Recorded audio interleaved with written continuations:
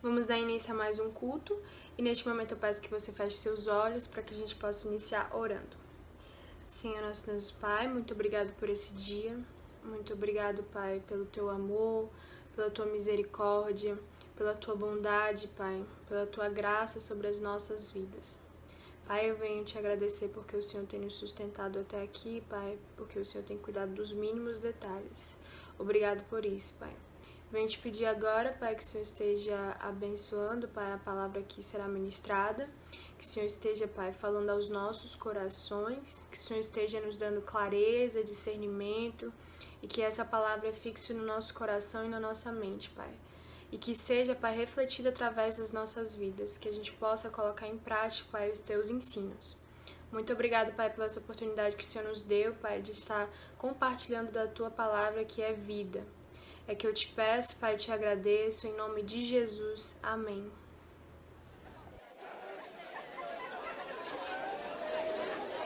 Um, dois, três, quatro.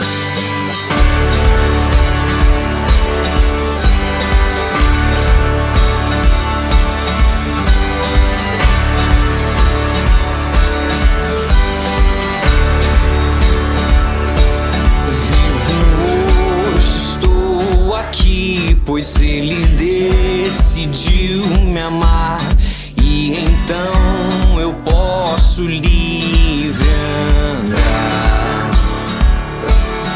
O seu sangue sobre mim me comprou, me restaurou, sem culpa então me tornou. O passado já não mais tem poder, pois novo sou, nele vou viver, posso amar. Toda morte e o sofrer não me assustarão jamais, pois foi Ele quem venceu em meu lugar.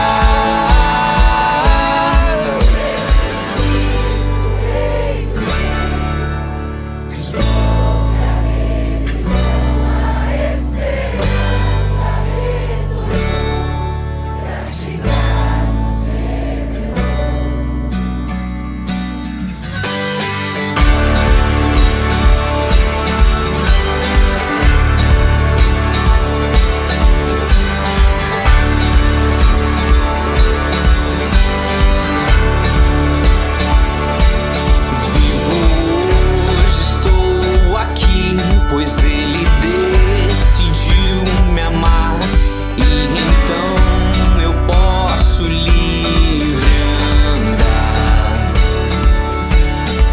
O seu sangue sobre mim me comprou, me restaurou, sem culpa então me tornou. O passado já não tem poder, pois novo sou, nele vou viver, posso amar. Toda morte e o sofrer não me assustarão jamais, pois foi Ele quem venceu em meu lugar. Tudo entregar, vou me render aos seus pés, vou me lançar. Tudo entregar, vou me render aos seus pés, vou me lançar. Tudo entregar, vou me render aos seus pés, vou me lançar. Tudo entregar, vou me render aos seus pés, vou me lançar. Tudo entregar, vou me render aos seus pés, vou me lançar. Tudo entregar, vou me render aos seus pés, vou me lançar. O passado já não mais tem poder,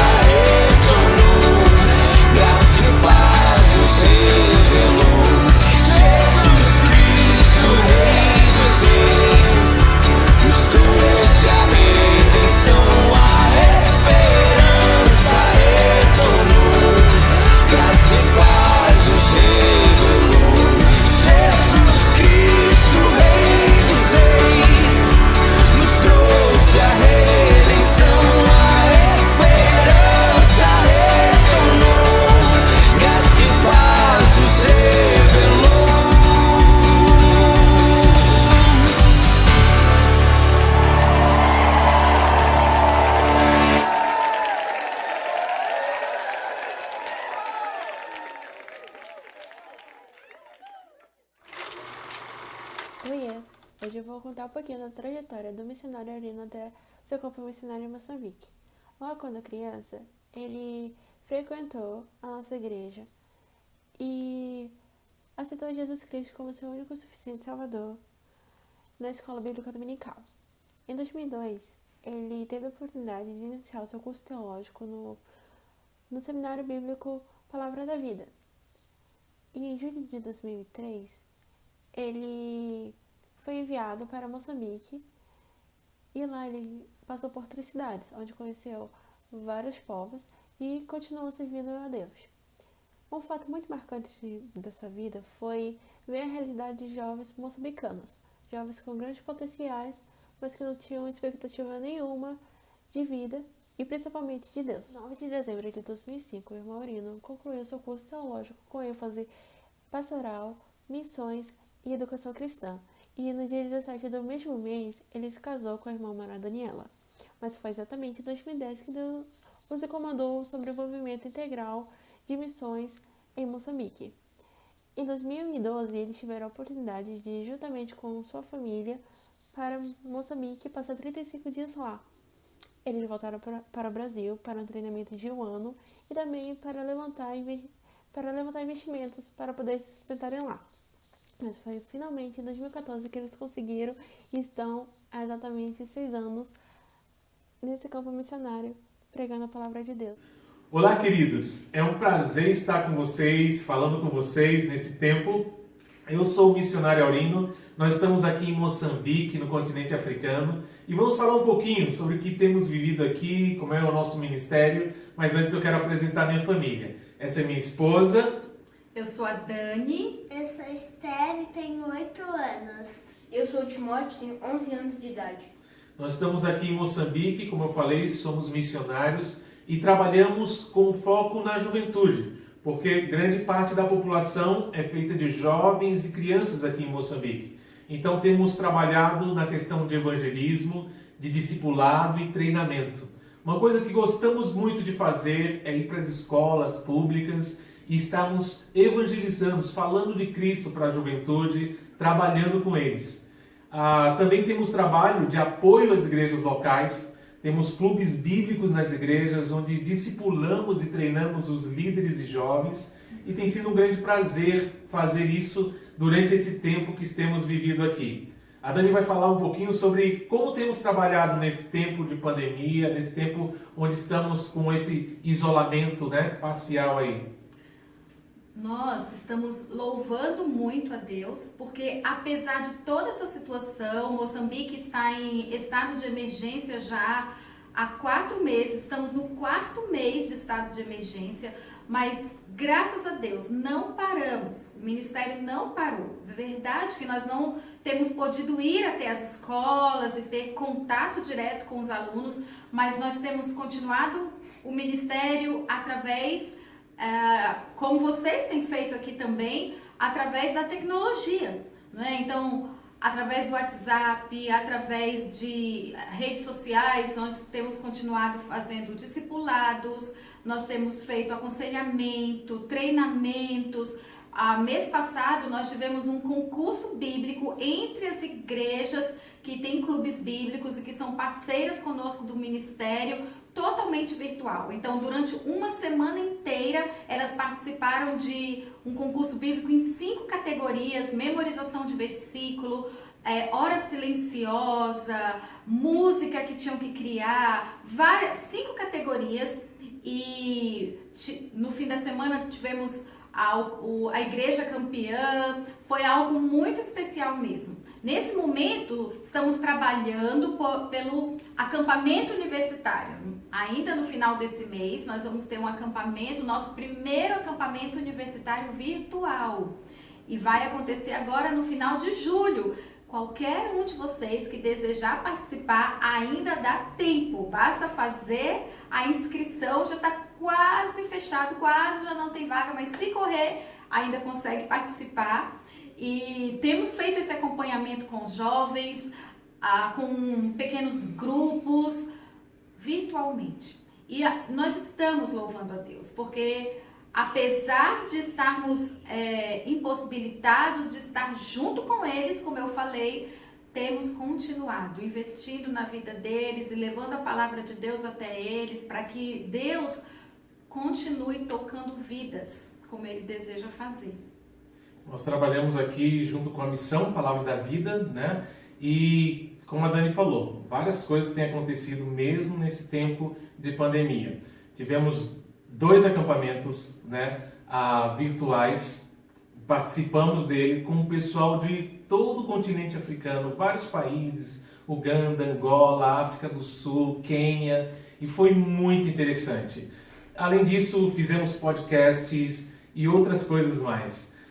Queremos convidar você a estar mais junto da gente, tá bom? Acompanhando a gente através das redes sociais também, mandando e-mail pra gente, pelo WhatsApp. Vai ser um prazer estar junto com você e você estar junto conosco aqui, tá bom?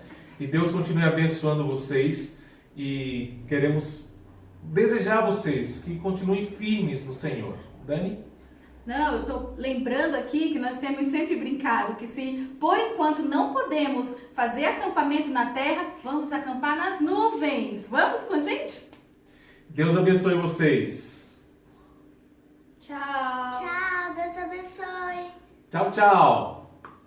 Vamos para os pedidos de oração. O primeiro é para o povo moçambicano, que Deus possa estar os protegendo, juntamente com a família do irmão Aurino, em meio a essa pandemia. O segundo pedido é para que Deus também possa estar abençoando e dando sabedoria à equipe missionária que estão juntamente com essa família. E o último é que haverá o acampamento virtual e que Deus possa estar quebrantando o coração dessas pessoas e que eles venham aceitar Jesus Cristo como seu único e suficiente Salvador. Um projeto familiar em que todo ano o irmão Aurino e sua família tem que estar tirando uma autorização para permanecerem no local. Ele já tem 60% da quantia para poder pagar. Você também pode contribuir se Deus tocar em seu coração. Estaremos colocando aqui ao lado a conta e agência e o banco do irmão Aurino. Vamos orar. Senhor Deus, eu te peço, Senhor, que o Senhor possa estar abençoando, Senhor, o irmão Aurino com sua família, Pai, em Moçambique, Pai, que eles vão continuar sendo, Senhor, luz, Senhor, naquele lugar, que eles vão continuar fazendo a Tua vontade, Pai, que aquele povo, Senhor, venha te reconhecer como o Senhor deles, Pai, que o Senhor venha tocar no coração de cada um deles, Pai, que o Senhor venha estar os protegendo, Senhor, em meio a essa pandemia, Pai. E que aqui, Senhor, venhamos continuar, Senhor, orando por essa família, nos ajudando, Senhor. E é isso que eu te peço e te agradeço, Pai. Em nome de Jesus, amém. Boa noite, a nossa mocidade. Estamos aqui mais uma vez para darmos continuidade ao nossos estudos no livro de Atos. E como nós paramos semana passada, no capítulo 6, ali no verso 7, nós vamos dar prosseguimento hoje a partir do verso 8 do capítulo 6. E para mim tem sido muito bom, muito edificante e muito importante nós vermos e percebermos o quão rico é o texto de Atos e quanto ele fala para nós hoje sobre o que é ser igreja e sobre a importância de viver segundo as Escrituras e de perseverar na pregação do Evangelho. Perseverar num ser a igreja de Cristo. Então, nós vamos dar prosseguimento. Eu espero que você já tenha lido não só o trecho que vai ser estudado hoje, mas também o livro de Atos como um todo, que você tenha feito dele seu livro de devocional, né, o seu livro de estudo. Que vocês possam sempre estar perguntando, sempre estar verificando nas Escrituras para ver se nós estamos realmente de acordo com ela. Amém? Nós vamos hoje entrar no momento da história da igreja primitiva, descrito no livro de Atos, que é justamente quando a pregação do Evangelho, a cada vez que ela prospera, ela começa a ter mais e mais adeptos e ela começa a extravasar, ela começa a atingir outros segmentos e ela começa a chegar cada vez mais perto dos gentios. A gente vê ali em Atos 2 a pregação sendo feita, né, a propagação do Evangelho sendo feita em Jerusalém. A gente vê até o final do capítulo 6 e no final do capítulo 5 e no começo do capítulo 6, a pregação atingindo já as cidades vizinhas da Judéia, mas todos esses segmentos de judeus. E aí nós vemos em Atos 6 os judeus de origem helênica, né, que eram judeus que não nasceram na Judéia, judeus que nasceram em outras localidades, mas eram judeus por etnia. E aí nós vemos que o evangelho cada vez mais ele segue em direção aos gentios, se expandindo a partir de Jerusalém para os outros povos. E aí nós vemos no final da semana, na semana passada, nós vimos a história dos 7, a nomeação dos 7, e a importância deles para a continuidade da pregação do evangelho, a ação do Espírito Santo ali. E aí nós vamos ver hoje um dos personagens, um dos 7, e como se deu essa continuidade da propagação do evangelho. E já adiantando, qual a importância disso para nós, no que nós vamos ver hoje, nós vamos ver, né, o que o texto fala para nós hoje, é muito semelhante ao contexto que nós vivemos em quesito de que na nossa geração, né, no nosso meio, nós vemos uma geração que busca resultados imediatos e tem a satisfação pessoal como o padrão de felicidade, como o almejo de propósito, como o propósito de vida, a busca da satisfação pessoal. E aí o evangelho sofre a tentação de se adequar aos ouvidos de seus ouvintes, de buscar não incomodar, mas de apenas os fazer se sentir bem, de motivá-los, de fazer com que o evangelho seja agradável a eles. Deixamos de tratar de alguns temas e até mesmo deixamos de usar algumas palavras, como por exemplo, pecado. Muitos evitam usar a palavra pecado hoje, ela tem caído em desuso. Essa busca por fazer as pessoas se sentirem bem dentro da igreja, se sentirem bem, né, ser agradável aos seus ouvidos a mensagem do evangelho, pode de fato agregar muitas pessoas a participarem da membresia da igreja. Mas, infelizmente, isso não tem feito elas se tornarem discípulas de Jesus. Nós vamos ver hoje que nós devemos deixar que o Evangelho de Cristo ofenda o modo de vida das pessoas. E esse é justamente o tema da pregação. Permita que o Evangelho ofenda as pessoas. Permita que o Evangelho de Cristo ofenda as pessoas. E nós vamos ver que as pessoas precisam entender que o modo de vida delas está errado. Nós vamos entender um pouco sobre o que é realmente arrependimento. Nós temos um arrependimento como algo muito pontual. Eu me arrependo de mentir, eu me arrependo de ver pornografia, eu me arrependo de colar, eu me arrependo de mentir para os meus pais, de desobedecer os meus pais, eu me arrependo de falar palavrão. Mas o arrependimento ao qual Cristo nos chama, ele é isso e muito mais. E a gente vai ver um pouco sobre isso também. Mas nós devemos deixar que o Evangelho confronte as pessoas.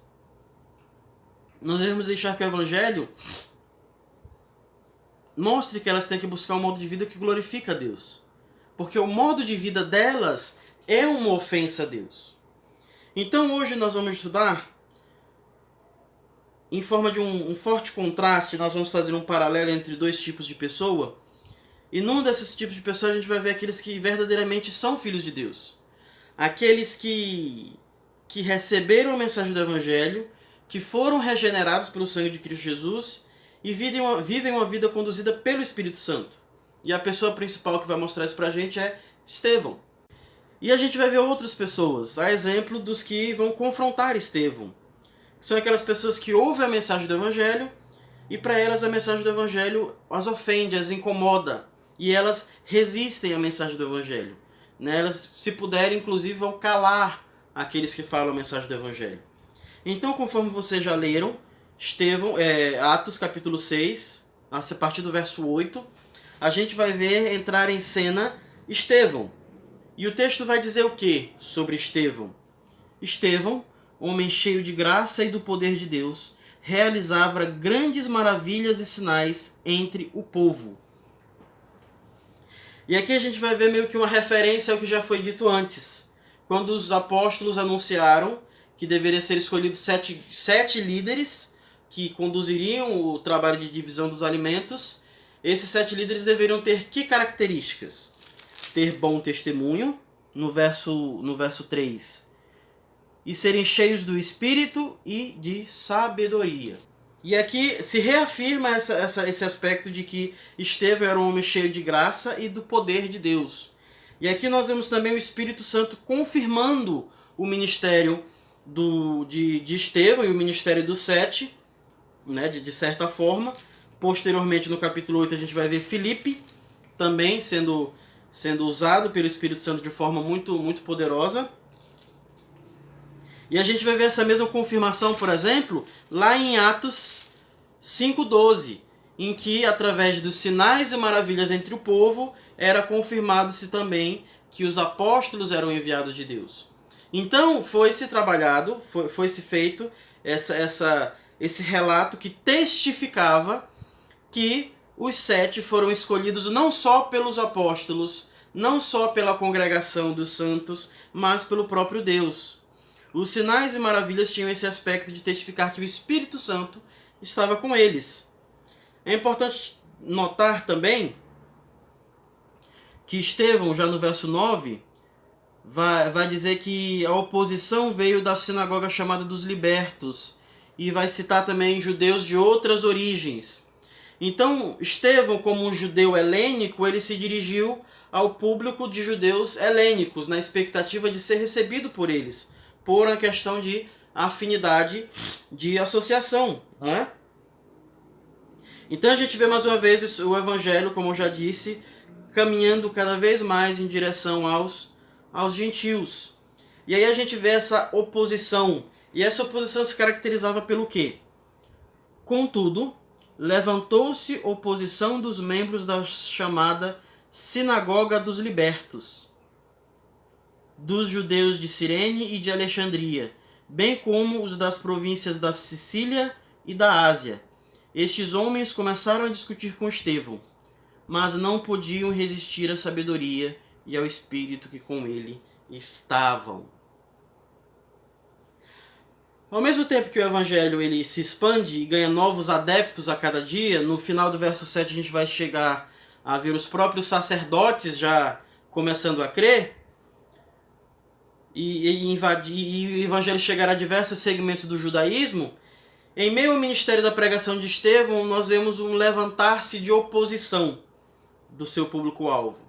E quem era essa sinagoga dos libertos? Provavelmente, possivelmente, eram ex-escravos e seus descendentes, vindos de outras regiões.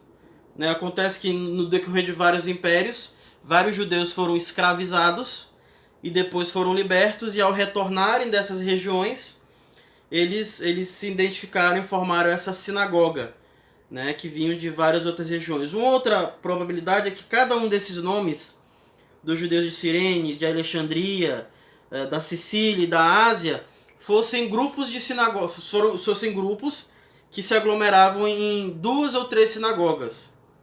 Mas, de qualquer forma, o público ao qual Estevão se dirigia e de onde surgia a resistência vinha da ala que nós chamamos de helenística, como eu já falei. Os judeus que nasceram e tiveram contato forte com a cultura grega.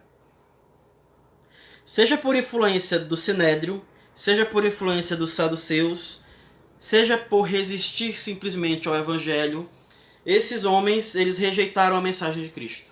E eles procuravam discutir, né, numa outra tradução, na revista atualizada, vai dizer, eles disputavam com Estevão a fim de confrontá-lo e de reduzir os argumentos dele. E aí nós vemos que há um cumprimento aqui do que Jesus já vinha profetizado para os seus discípulos, lá em Lucas 21:15, em que o Espírito do Senhor capacitaria e daria sabedoria a eles sobre o que falar. E ao se verem incapazes de refutar Estevão, caminham para tomar atitudes muito semelhantes que tomaram os líderes do Sinédrio que acusaram Jesus. Mateus 26:59. Os chefes dos sacerdotes e todo o Sinédrio estavam procurando um depoimento falso contra Jesus para que pudessem condená-lo à morte. Mas nada encontraram, embora se apresentassem muitas falsas testemunhas. Então, nós vemos que se cumpre também o aspecto de que as pessoas perseguiriam Jesus, os líderes religiosos perseguiriam Jesus e a igreja e os cristãos, por eles serem cristãos, por eles se associarem com Cristo. Então eles acusavam Estevão de blasfemar contra a lei de Moisés, contra o templo e contra o Deus, respectivamente. Então eles seguem o mesmo, enquanto Estevão, o texto ele vai dizer que Estevão era um homem cheio de graça e de poder de Deus, e que o Espírito Santo confirmava o ministério de Estevão através dos sinais e milagres. Nós vamos ver que aqueles que resistiam ao Evangelho, eles caminhavam cada vez mais para o abismo da sua própria condenação. Eles rejeitavam cada vez mais a ponto de, por não conseguirem por meios viáveis, por meios, né, legais, confrontarem e calarem Estevão e calarem os cristãos, eles procuraram agora por meios obscusos, por acusações falsas, por meios negros, né, por artimanhas, né, de incitar a população e as autoridades. Então Lucas ele deixa muito claro que as acusações elas eram falsas. Nós vamos ver no verso 11. Né, eles subornaram alguns para dizerem: ouvimos Estevão falar palavras de blasfêmia contra Moisés e contra Deus. E no verso 13 eles vão apresentar falsas testemunhas novamente.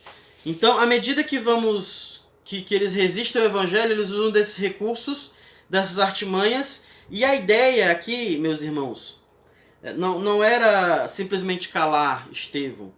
Os tipos de acusações que eles fazem eram acusações muito graves. Nós vamos ver em Deuteronômio que se alguém fosse se dentre o povo, Moisés ele vai descrever assim: se dentre o povo se levantar alguém que procurasse persuadir seus irmãos, seus compatriotas, a abandonarem a lei de Moisés, a blasfemarem contra a lei de Moisés, essa pessoa deveria ser apedrejada. E qualquer um que incitasse o povo a se voltar contra Deus, essa pessoa também deveria ser apedrejada. Então nós vemos que desde aqui a intenção deles não era simplesmente calar a voz de Estevão, mas era tirar a sua vida. E nós vemos que eles tinham a intenção de incitar. Todos esses argumentos, lei de Moisés, templo, Deus, eles incitavam o povo de tal forma que o povo se levantou contra Estevão. Né? O texto vai dizer que eles se agitaram. Né? Não só o povo, mas os líderes religiosos e os mestres da lei. E esses levaram Estevão ao Sinédrio. Então nós vemos de um lado pessoas com intenções escusas, com intenções negras, e usando de persuasão, usando de artimanhas para calar a mensagem do Evangelho. E do outro, como é que o texto vai terminar? Nós vemos o verso 12 ao verso 14, todas as acusações, diante não só do povo, mas diante do Sinédrio, já todas as acusações elas são refeitas. E no verso 15, eles olham para Estevão, todos os que estavam no Sinédrio, e quando eles olham para Estevão, o que é que eles veem? Veem o seu rosto como de um anjo. E aí isso faz referência a quê? Né? Como é que o rosto dele ficou como de um anjo? Isso aponta para o grau de intimidade ao qual ele estava com Deus. Ao grau de proximidade, ao grau de compromisso que ele tinha com a mensagem do Evangelho. Da busca dele, da convicção ao qual o conduzia. Qual outra pessoa que a gente vai ver que isso já aconteceu em algum momento? Né? A gente vai ver no mínimo duas pessoas do qual isso aconteceu. Uma é com o próprio Jesus no Monte da Transfiguração. Né? Esse vira o rosto como de um anjo traz a ideia de alguém muito próximo de Deus. Alguém que está em constante intimidade com Deus. Então, Jesus no Monte da Transfiguração, o seu rosto brilhava, essa é a ideia. O seu rosto resplandecia da glória de Deus. E aí o outro nós vamos ver Moisés após passar 40 dias no monte, quando ele desce também seu rosto brilhava. Isso apontava para mostrar que a graça e o poder de Deus estavam na vida de Estevão, enquanto aqueles que se opunham a ele manifestavam que eles estavam sendo conduzidos cada vez mais pelo próprio inimigo. Né? A manifestação disso é pelas artimanhas que eles usam. E aí nós vamos ver no capítulo 7, né, a defesa de Estevão, o seu discurso ao ser acusado, ao ser levantado todas essas acusações. Estevão é convocado pelo sumo sacerdote, o líder do sinédrio, a se defender dessas acusações. Estevão, ao ser requerido a se defender das acusações, ele faz de uma forma, uma apresentação panorâmica da história dos judeus. Ele tinha por objetivo não só se defender, mas confrontar os seus irmãos, confrontar os judeus quanto à verdade, de que era eles quem rejeitavam a Deus, e que era eles que estavam desprezando a lei e o próprio ungido do Senhor, assim como seus antepassados. A gente está vendo aqui, né, os judeus eles se orgulhavam disso, de serem o povo da aliança, eles se orgulhavam de seus antepassados. Jesus mesmo, ele vai confrontar eles. Vocês se dizem filhos de Abraão, isso é, vocês se dizem descendentes da aliança, mas vocês não honram a aliança, vocês não glorificam a Deus com a sua vida. E só para nós recapitularmos, as acusações contra Estevão, elas eram respectivamente contra a lei de Moisés, contra o templo e contra Deus, o próprio Deus. E como é que Moisés ele se defende? Ele usa de um discurso que a gente divide mais ou menos em 3 sessões. Pode ser feito de outra forma, mas a gente vai dividir assim para a gente compreender, né? E é claro que, né, só lembrando, nós poderíamos fazer uma série de estudos só no capítulo 7 de Estevão, mas a gente vai tratar aqui de uma forma a pegar as partes, o tema central, a ideia central do discurso de Estevão e nós aplicarmos a nossa vida. Então, quando Estevão ele é confrontado, ele começa a sua defesa de uma forma muito respeitosa e de uma forma típica de se fazer naquela época. Ele chama irmãos e pais. Irmãos, falando das pessoas que eram, né, o povo comum. Pais, se referindo aos líderes religiosos. E ele começa: o Deus glorioso apareceu a Abraão, nosso pai, estando ele ainda na Mesopotâmia, antes de morar em Harã. E aqui, né, enquanto os judeus estavam querendo reduzir Deus àquele que está no templo e aquele que está preso ao templo, existia muito esse conceito naquela época, e ele já lembra o povo de que Deus ele não está contido num templo. Ele faz uma referência indireta ao Salmo 29, em que aponta para toda a existência como o templo de Deus, toda a criação como o templo de Deus, e esses devem tributar ao Senhor a sua glória. Deus é um Deus que transcende toda a criação, ele cabe em toda a criação e ele vai além dela. Né? Salmo 29, 3 vai dizer que, na verdade, Isaías, um texto que a gente vai ler posteriormente, vai dizer que o céu é o trono de Deus e a terra é o estrado dos seus pés. Então ele começa apontando para esse Deus transcendente.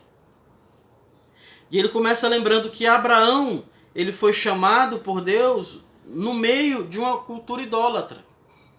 Abraão ele não era santo em si mesmo, mas ele foi chamado por Deus, ele foi tirado do meio da idolatria. Deus ele não está confinado aos territórios judaicos, aos judeus, à etnia, mas ele vai além, sua glória se estende além disso. E aí nós vemos Estevão descrevendo a vida de Abraão de forma bem resumida e descrevendo ali os aspectos da aliança de Abraão, né? E eu queria destacar 2 pontos importantes. Primeiro, ele vai citar que a aliança de Abraão, de Deus com Abraão, ele incluiu o quê? A terra onde eles estavam por herança. A gente vai ver do verso 5 até o verso 6. Na verdade, só o verso 5. E no verso 6 a gente vai ver a referência à redenção. Especificamente a redenção que Deus deu ali ao povo no Egito. Então, desde aquele tempo, Deus já transmitia para Abraão a ideia de uma redenção. Né? Eu vou redimir a sua descendência, eu vou redimir o meu povo, que são a sua descendência. E aí Estevão ele prossegue na sua defesa, e ele agora vai mostrar que desde aquele tempo, antigamente, desde o tempo dos patriarcas, o povo de Deus já rejeitava Deus. O povo de Deus já rejeitava os enviados de Deus, os líderes que Deus enviava para libertar o seu povo. E aí ele vai usar 2 personagens principais para dizer de como os seus antepassados, como os patriarcas, eles rejeitaram a Deus. E o primeiro personagem que ele vai dizer está lá no verso 9, os patriarcas e quem era o enviado de Deus na época dos patriarcas. Aqui ele vai falar dos patriarcas, ele está se referindo aos 12, né? Aos 12 filhos de Jacó. E aí ele vai mostrar que os patriarcas já naquele momento, os pais das 12 tribos, eles já rejeitavam a Deus. O que eles fizeram? Onde eles rejeitaram a Deus? Através de José. No verso 9 vai dizer assim: os patriarcas, tendo inveja de José, venderam-no como escravo para o Egito. Mas Deus estava com ele e o libertou de todas as suas tribulações, dando a José favor e sabedoria diante de Faraó, rei do Egito. E este o tornou governador do Egito e de todo o seu palácio. O próprio José foi rejeitado pelos seus 11 irmãos. E em contrapartida nós vemos Deus intervindo na história de José, revertendo o mal que eles fizeram, e inclusive transformando o mal que eles fizeram em bênção não só para José, mas para todos os seus irmãos. E aqui nós vemos um tipo de Cristo, que foi entregue, morto pelos seus compatriotas para a morte e para a destruição, e Deus reverteu isso em bênção, não só para seus compatriotas, mas para toda a humanidade. A morte de Jesus é uma bênção para nós que recebemos a redenção em Cristo. Da mesma forma que a ida de José como escravo ao Egito se foi feita em bênção para toda aquela geração, todos os homens daquela região do Mediterrâneo, como também para os seus próprios irmãos. Nisso nós já vemos essa tipificação do Messias através de Jesus. E aí o objetivo de Estevão é justamente apontar, assim como os seus compatriotas, seus antepassados rejeitaram José, assim vocês também rejeitaram o Messias. Nós vamos ver essa conclusão no final. E aí, depois de explicar esse momento no Egito, e ele vai seguir para o cumprimento da promessa no verso 17, e aí nós vamos ver o nascimento de um outro personagem que foi rejeitado também. E aí nós vemos a rejeição de José pelos seus irmãos e a elevação de José por Deus. E agora nós vamos ver também a rejeição de Moisés pelos seus compatriotas e a elevação de Moisés pelo próprio Deus. O verso 20 vai explicar o nascimento de Moisés, a forma como Deus conduziu a salvar Moisés para que Moisés salvasse seus irmãos.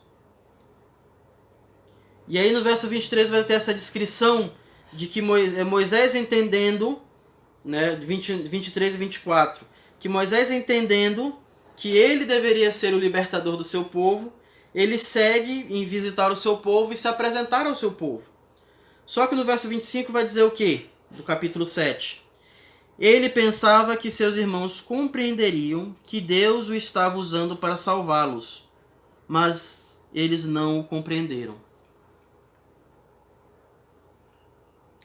Inclusive é interessante, Estevão ele se delonga bastante na pessoa de Moisés, porque uma das acusações contra ele era de que ele estava rejeitando a Moisés, rejeitando a lei de Moisés. E aí ele estava mostrando aqui para o povo que quem rejeitou primeiro Moisés foram seus antepassados. Estevão mostra que a história de Moisés, os próprios contemporâneos de Moisés foram os que rejeitaram. Mas aí nós vamos ver que Moisés, após ter fugido, no verso 29, no verso 30, depois de mais 40 anos, nós vamos ver aí, né? Moisés, quando atingiu 40 anos, ele foi visitar seus irmãos a fim de se apresentar a eles como libertador. Só que eles não compreenderam e Moisés fugiu. No verso 30, 40 anos depois, o próprio Deus foi em direção a Moisés. Aquele não era o momento, mas esse era. O próprio Deus foi em direção a Moisés para chamá-lo para ele ser o libertador.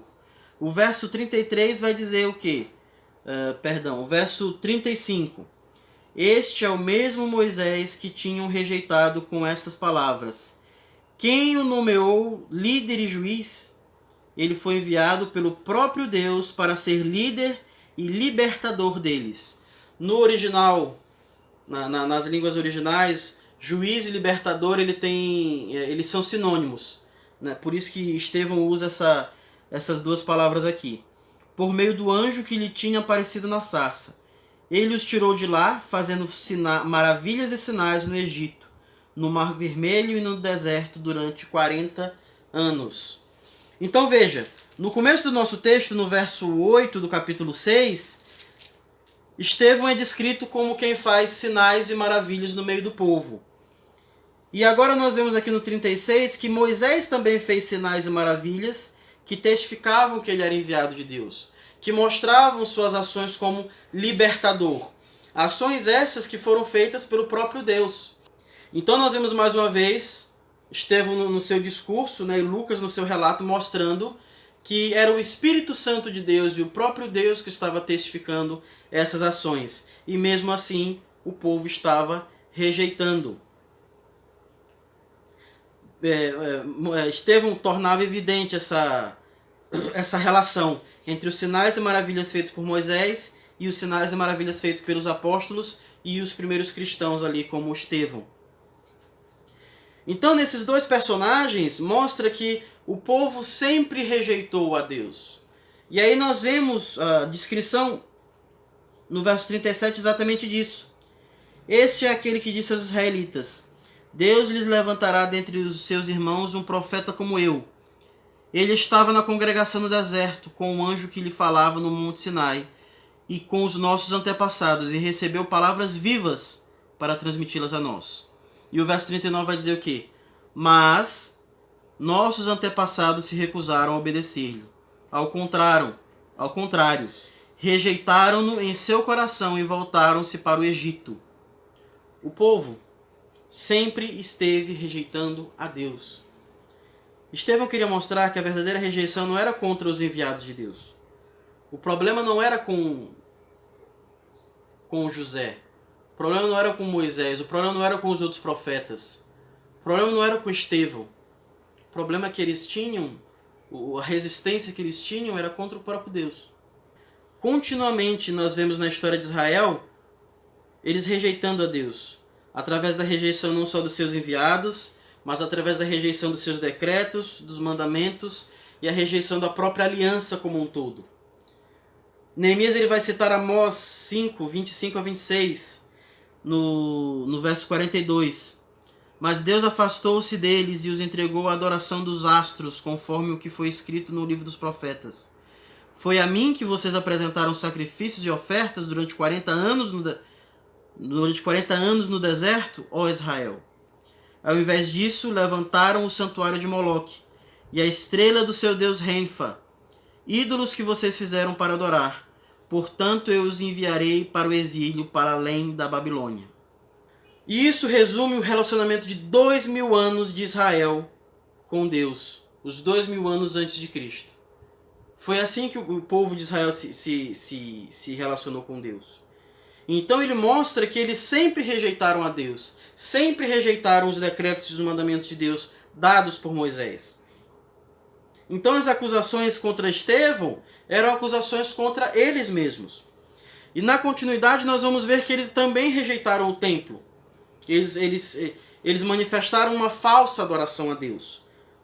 No verso 44, Estevão vai descrever: no deserto, nos nossos antepassados tinham o tabernáculo da aliança, que fora feito segundo a ordem de Deus a Moisés, de acordo com o modelo que ele tinha visto.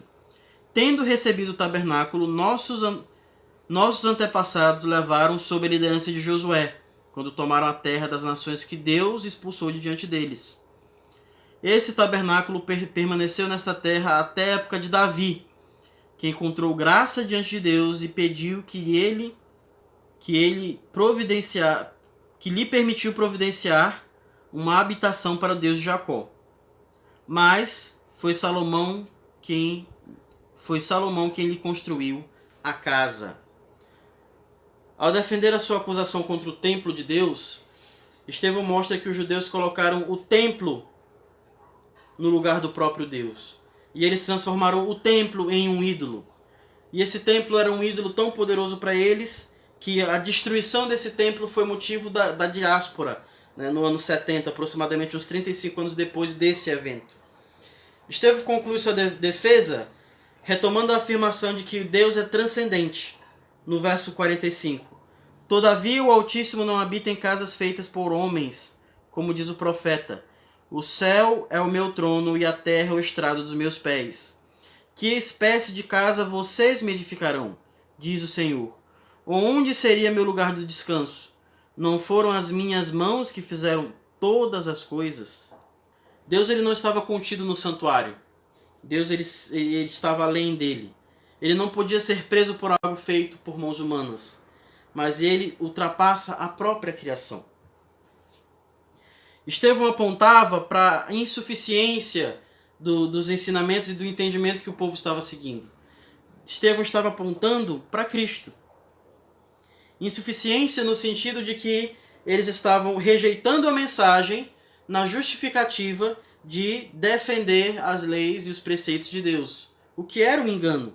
Eles estavam rejeitando os preceitos de Deus ao rejeitarem o Messias, ao rejeitarem a real compreensão das Escrituras. E aí,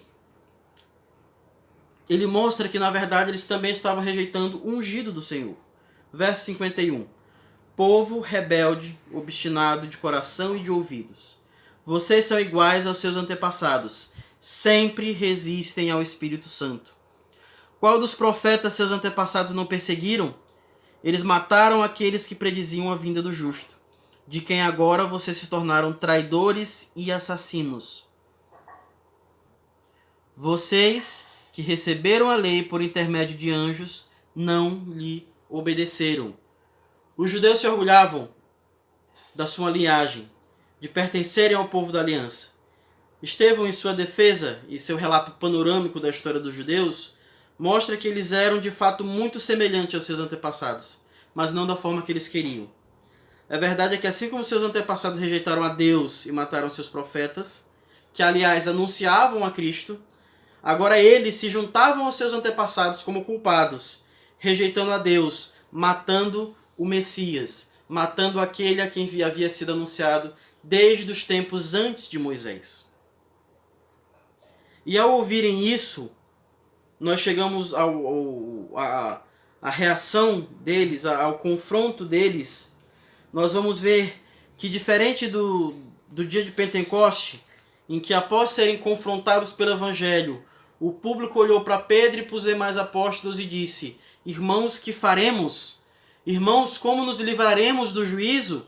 Esses se apegavam aos seus pecados, se apegavam à sua vaidade, se apegavam ao seu ódio e tapavam seus ouvidos. Ficavam furiosos a ponto de ranger os dentes, no verso 54. A mensagem do Evangelho para eles era uma ofensa. E Estevão, em contraste com isso, manifestava-se, o texto relata que ele, cheio do Espírito Santo, levantou os olhos, verso 55, para o céu e viu a glória de Deus, e Jesus em pé à direita de Deus, e disse: vejo os céus abertos e o Filho do Homem em pé à direita de Deus. Que verdade gloriosa! Que verdade maravilhosa saber que Cristo está à direita do Pai, reinando e intercedendo por nós, sendo o Senhor das nossas vidas. Isso para nós é motivo de alegria, mas para eles era motivo de ira, era motivo de eles taparem seus ouvidos, era motivo deles gritarem na tentativa de calar a mensagem do Evangelho. Para seus ouvintes, aquela palavra era uma ofensa, era uma ferida ao orgulho deles, à sua idolatria de seu coração.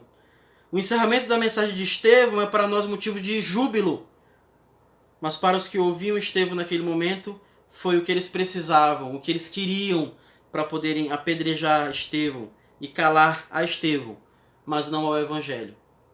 A tentativa deles de acabar com o Evangelho, de diluir a proclamação do Evangelho, como nós vamos ver nas próximas semanas, foi o próximo passo, foi a próxima etapa da qual Deus conduziu sua igreja a se expandir cada vez mais para fora de Jerusalém, passando por Samaria, por todas as regiões da Palestina, aquela região ao redor da Judéia, e por fim chegando até mesmo a Roma e além dela. Então nós vemos que a mensagem do Evangelho, para muitos, ela é uma ofensa. Não porque ela procurou ofender em si, mas porque esses, como diz o verso 51 do capítulo 7, resistem à mensagem, rejeitam a verdade que ela fala. E eu queria destacar aqui apenas algumas implicações para nós essa manhã, algumas aplicações. Nós vemos desde do capítulo 1 até agora a mensagem do Evangelho permanecendo firme, não porque era fácil, mas porque era o necessário, porque era assim que deveria ter sido feito. Então nós vemos que aqueles que permanecem fiéis às Escrituras e à pregação do Evangelho inteiro, isso é, a necessidade de arrependimento e a fé no nosso Senhor Jesus, esses são capacitados pelo Espírito Santo. Capacitados e aprovados pelo Espírito Santo. Estevão é o nosso exemplo de hoje nisso. Segundo, nós vemos que continuamente os homens têm rejeitado a Deus. Eu não quero dizer que esse é o estado natural, mas essa é a condição do qual o homem se encontra. Desde Adão até os dias de hoje. Então nós não devemos procurar adaptar a mensagem do Evangelho para que ela seja agradável às pessoas. Ou para que não toque em pontos que as incomode. Nós devemos pregar toda a mensagem de Deus em amor. E se essa mensagem, porventura, ofender os seus ouvintes, isso tem muito mais a ver com essa pessoa, com esse ouvinte, do que a mensagem em si ou com você. O próprio Jesus disse em João 15,18: se o mundo vos odeia, tenham em mente que antes vos odiou a mim. Os homens continuamente têm rejeitado a Deus. Mas aqueles que são alcançados pelo Evangelho, aqueles que são regenerados por Jesus Cristo, aqueles que são chamados a viver pelo Espírito, né? E aí eu falei sobre o arrependimento. O verdadeiro arrependimento não é somente sobre pecados pontuais, mas o verdadeiro arrependimento ao qual nós somos chamados é a parar de viver uma vida que glorifique a mim mesmo. A parar de viver uma vida que não aponte para Deus. O arrependimento, eu tenho que me arrepender do meu modo de vida. Porque o meu modo de vida é sem Deus. Então, como é que alguém pode dizer hoje que se arrepende e continua a praticar os mesmos pecados? Ou continua a buscar uma vida segundo o padrão do mundo que não glorifica a Deus? O se arrepender requer uma mudança total de atitude, uma mudança total de mentalidade. E a viver para o nosso Senhor Jesus, a ter fé no nosso Senhor Jesus. Então, se eu entendo que o meu modo de vida é errado e que Deus e o modo de vida de Deus é certo, eu tenho que a cada dia abandonar o meu modo de vida e a cada dia mais viver para Deus. Esse é o real arrependimento. Isso é o viver para Deus. E nisso nós vamos ser capacitados e aprovados pelo Espírito Santo. Assim como Estevão. Estevão é sempre descrito como cheio de graça, cheio de sabedoria, de alguém que realmente vivia uma vida para glorificar a Deus, que tinha um bom testemunho entre os de fora e os de dentro. Então, meus irmãos, que nós como mocidade, nós como igreja, nós realmente procuremos ser mais como Estevão, mais como os primeiros discípulos, como os primeiros cristãos, que buscavam glorificar a Deus, que buscavam abandonar o seu modo de vida e que pelo simples modo de vida, no conversar, no evangelizar, no pregar, eles já provocavam duas coisas. Ou pessoas eram atraídas pela mensagem do Evangelho, ou pessoas procuravam calar a mensagem do Evangelho, porque se sentiam incomodados com ele. Então que o nosso Senhor Jesus vem estar nos capacitando a ser mais como os cristãos primitivos, a ser mais como Cristo Jesus. De modo as pessoas olharem para nós e olharem e verem a Cristo Jesus, verem a glória de Deus. Que Deus abençoe, que o Senhor nos capacite nessa missão, em nome de Jesus. Oremos. Senhor nosso Deus, queremos te agradecer, Pai, por mais esse dia, queremos te agradecer, Senhor, pelas tuas misericórdias, Senhor. Quero te pedir agora em especial por este momento da palavra, que o Senhor possa, Senhor, ter capacitado, Senhor, de forma correta, teu servo, Pai, para que ele possa, Senhor, estar tendo temor, possa estar tendo pleno entendimento da tua palavra durante essa ministração. Possamos estar refletindo também sobre ela ao longo da semana, possamos estar crescendo espiritualmente segundo a Tua vontade. Assim eu te peço e te agradeço, em nome do Teu Filho amado Jesus Cristo. Amém.